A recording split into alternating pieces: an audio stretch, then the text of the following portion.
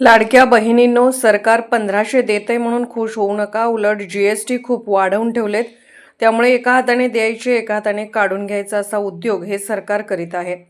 त्यामुळे स्वाभिमानी शेतकरी संघटना, काँग्रेस, शिवसेना, उभाटा गट सह समविचारी पक्षांचा मिळून एक सक्षम असणारे जिल्हा परिषदेसाठी इलियास पटेल आणि गणेशवाडी पंचायत समितीसाठी जयश्री माणकापुरे हे 2 उमेदवार आहेत. यांना प्रचंड मताने निवडून द्या असे आवाहन माजी खासदार राजू शेट्टी यांनी केले.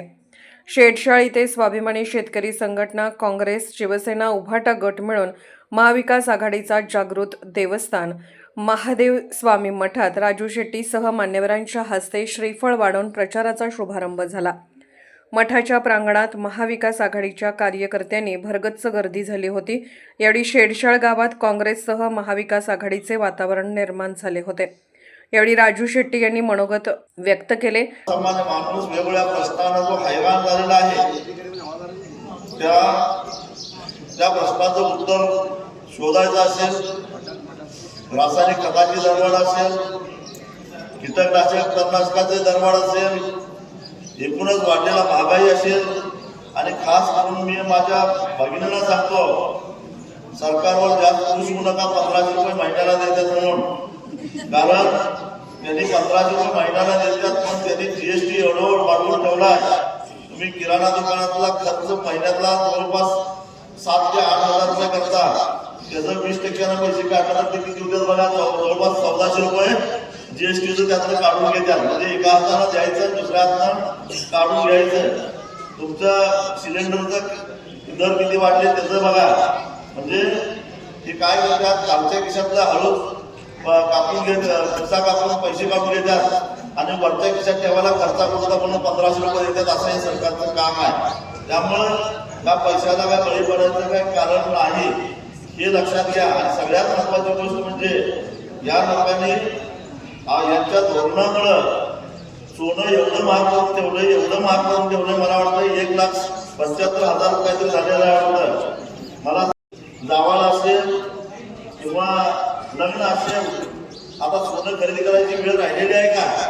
म्हणजे आपण पूर्वी काय करायचं, उसाचं बिल आणलं, एखादा 1000 रुपये सोनं घेऊन आपलं तेवढी बचत करायचो. आता ह्याने असा काळा पैसा गुंतवायला सोनं महाग करून ठेवलेला आहे. आमच्या गोरगरीब महिला भगिनींना आता सोनं आणि चांदी घेणं अवघड झालेलं आहे. म्हणून मी त्यांचं समर्थन करणारे जे कोणी असतील, मग ते शाहू आघाडी असो किंवा भारतीय जनता पक्ष असो, यांच्या उमेदवाराचा सत्ता साफ करणे हा त्याच्यावरचा सगळ्यात मोठा पर्याय आहे. आणि त्या पद्धतीनं प्रचाराचं नियोजन करा. प्रचाराचा शुभारंभ झाला. महादेव स्वामींचा आशीर्वाद आपण घेतलेला आहे, आणि मला खात्री आहे, कारण मी माझ्या निवडणुकीचा सुद्धा प्रचाराचा शुभारंभ अनेक वेळा या ठिकाणी केलेला आहे, आणि महादेव स्वामींचा आशीर्वाद मिळाला की माणसाला काही कमी पडत नाही. त्यामुळं आमचे आया पटेल साहेब आणि आमच्या राजश्री माधुरी माणकापुरे हे दोघंही 7 तारखेला गुलाल लावणार, याच्याबद्दल माझ्या मनात तरी काही शंका नाही. यावेळी महाविकास आघाडीने माझ्यावर विश्वास दाखवून मला उमेदवारी दिली. आता माझ्या मतदाराने माझ्यावर विश्वास दाखवून माझ्या कामाच्या आणि प्रामाणिक एकनिष्ठता या जोरावर मला भरघोस मताने निवडून द्या असे आवाहन इलियास पटेल यांनी केले. तर गणेशवाडी पंचायत समितीच्या उमेदवार जयश्री माणकापुरे यांनी शेतकऱ्यांना न्याय देण्यासाठी, शेतकऱ्यांच्या घामाचा दाम मिळवण्यासाठी स्वाभिमानी शेतकरी संघटनेच्या चळवळीत खांद्याला खांदा लावून बाळू माणकापुरे यांनी काम केले आहे. त्या जोरावरच मी या निवडणुकीत उभी आहे. त्यामुळे मला प्रचंड मताने निवडून द्या असे जयश्री माणकापुरे यांनी आपल्या भाषणातून व्यक्त केले. यावेळी गावातील प्रत्येक वॉर्डात घर टू घर प्रचार करून मतदान करण्याचे आवाहन केले. महाविकास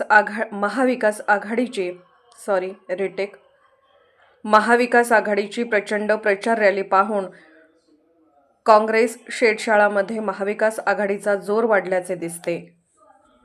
अशाच अपडेटसाठी SP न्यूज चॅनलला लाईक करा, शेअर करा आणि सबस्क्राईब करा.